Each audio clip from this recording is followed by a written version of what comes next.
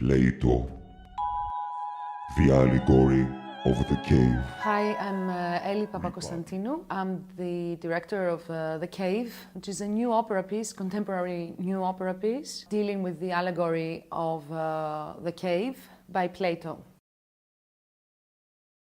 Hi, I'm Pantelis Makas. I'm a visual artist from Greece and I'm a member of Odyssey Ensemble. Live on the performance, and I'm working with live video and shadow theaters and shadow theater, and in collaboration with a friend of mine and a colleague of mine, Tassos Konstas, we're working on puppets, on Greek traditional shadow puppets, and we're trying to represent the world of the cave through that. The live video comes inside the story, inside the dramaturgy of the work, to present how we're looking at the modern world and what's the connection between that and Plato's world of the cave.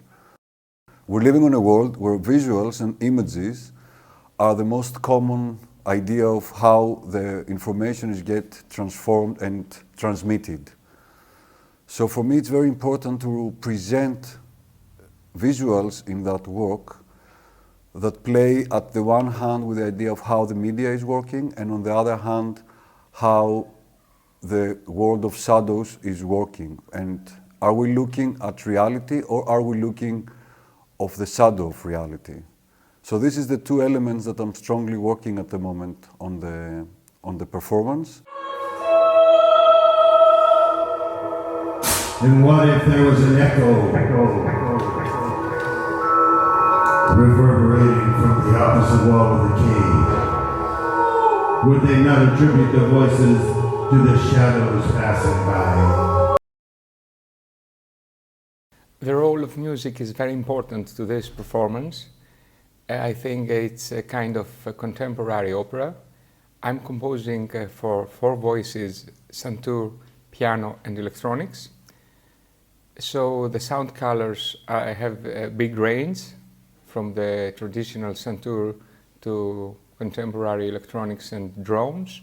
Also the combination of elements from traditional Greek music, contemporary jazz and contemporary Western classical music, I think it's a game between all these elements, and there are many harmonics from the instruments, especially from the santur, that it's a traditional Greek and Near East instrument.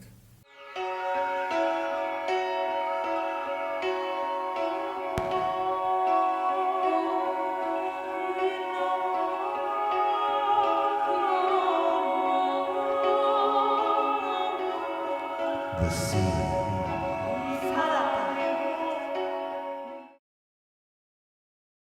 So somehow of Mooc the muse. So somehow these two notions, like researching the truth and also music, are connected. And that's one of the main reasons why we have been working with musical means in this production. What you promote to Facebook? Is it the real you? Snapchat. Is it? No. No. Facebook connects you to a new world. Why the sick? Connecting who and why? Don't shut me down, I will delete you.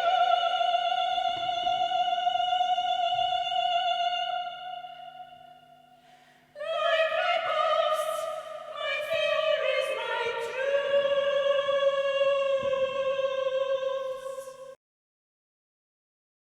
All this material, people thought, other people's thoughts, our thoughts, music, scores, visuals, they all come in, and what we do is we devise work on that, and I try to work on it in a poetic way. So they all interconnect to each other, and these different elements. And at the end there are some beats, some performative material that usually are very small, like they last 5 to 10 minutes. They're like segments of performance. and then we put them together. Would they not attribute the voices to the shadows passing by? And now I see till feeling hopeless. I cannot think anything else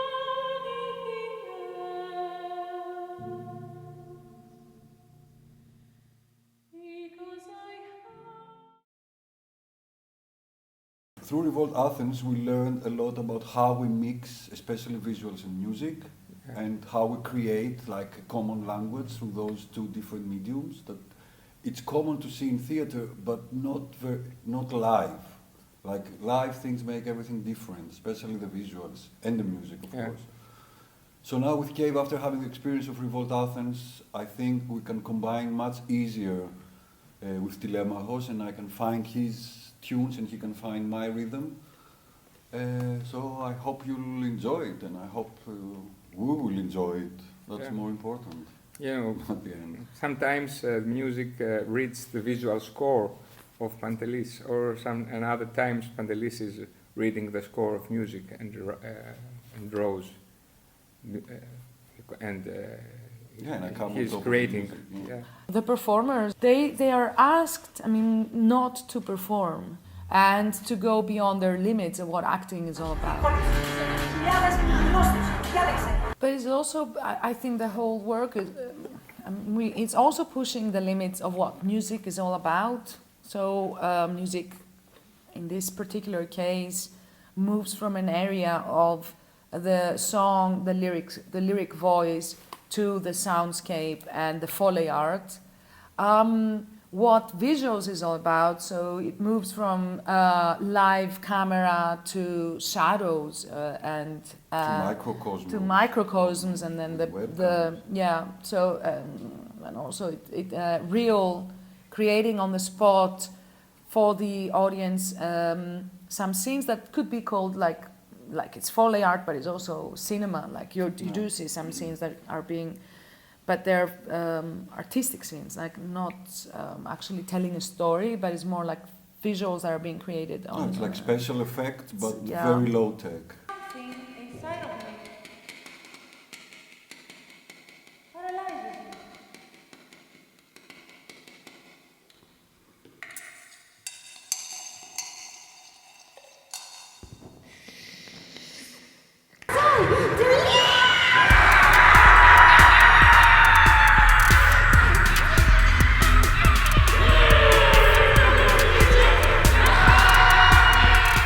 The performance that we're trying to define what reality is, we all, from our different perspectives, we have to bring our own reality. So the performers, they don't act a role, they act themselves. And we do the same. So we come as personalities on stage, and we don't present a character. We are who we are, and we're trying to play all together the game of reality.